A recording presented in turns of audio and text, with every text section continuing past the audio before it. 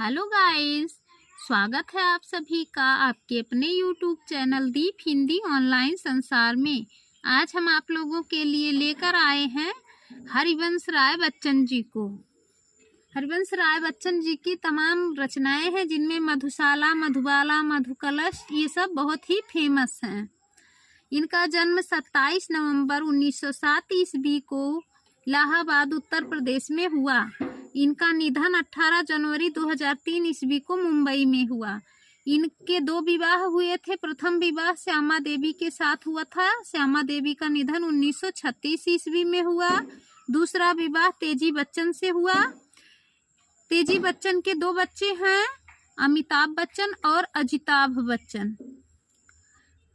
इनकी शिक्षा कैम्ब्रिज विश्वविद्यालय से ईट्स पर शोध के लिए हुई। इनका उपनाम प्रबंध शिरोमणि, छई रोमांस का कवि, आत्मानुभूति का कवि, प्रेम व रोमांस का कवि, मस्ती का कवि कहा जाता है। इनकी रचनाएं हैं।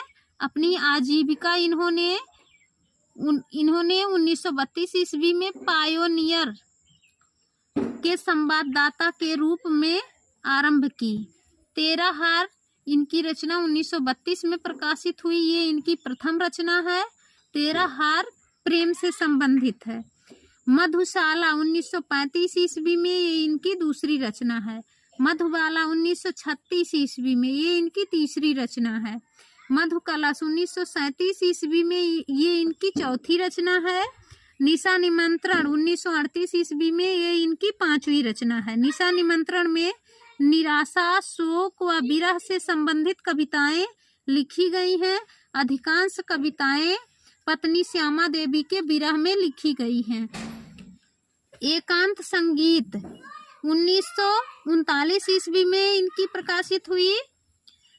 एकदम वेरी इंपॉर्टेंट है इनका। ये छई रोमांस के कवि कहे जाते हैं रामधारी सिंह दिनकर जी के द्वारा। कवि इसी रचना के कारण कहा तीव्र विरह की भावना की। आकुल अंतर 1943 ईस्वी में प्रकाशित, 1940 ईस्वी में पूरी हो गई थी, लेकिन प्रकाशन 1943 ईस्वी में हो गया। आकुल अंतर में शोक विरह से संबंधित गीतों का संकलन हुआ है। सतरंगिणी 1945 ईस्वी में आई। ये इनकी एकदम मोस्ट वेरी इंपॉर्टेंट पेपर में आने वाली रचना है। बंगाल का अकाल 1946 ईस्वी में प्रकाशित हुई। हलाहल 1946 ईस्वी में। अगर ऑप्शन में 1946 नहीं मिलता है, 1950 मिलता है तो आप लगा देंगे। यदि 1946 मिलता है तो पहले प्राथमिकता 1946 को ही देंगे। यदि नहीं है तो उस हाल में 1950 को लगाएंगे। सूत की माला यह महात्मा गांधी जी के जीवन पर आधारित रचना है इनकी। 1948 ईस्वी में प्रकाशित हुई। खादी के फूल 1948 ईस्वी में प्रकाशित हुई। सूत की माला और खादी के फूल दोनों महात्मा गांधी के जीवन पर आधारित है। सुमित्रा नंदन पंत के साथ मिलकर इन्होंने इन दोनों को लिखा था।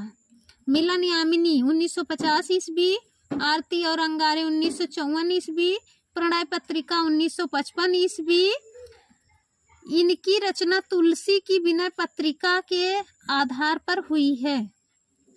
ये इनका एकदम वेरी इंपॉर्टेंट है।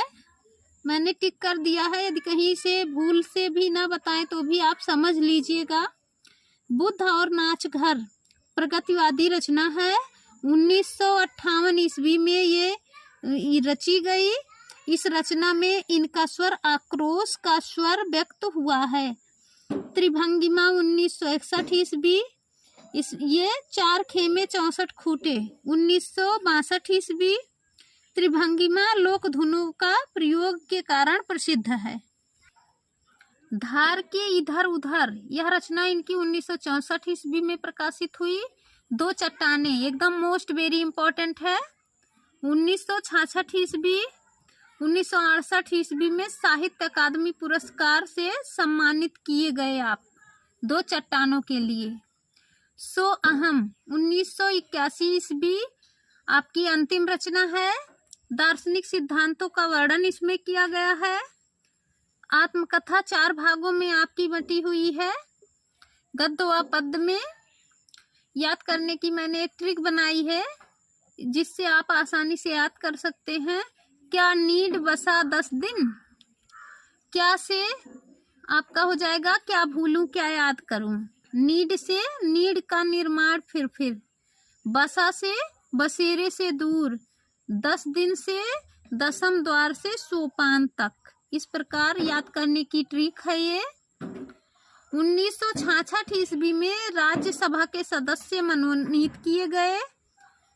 मधुशाला त्राटंक छंद में रचित इनकी रचना है। धन्यवाद। यदि आप सभी को वीडियो पसंद आए तो लाइक, सब्सक्राइब, शेयर करना ना भूलें।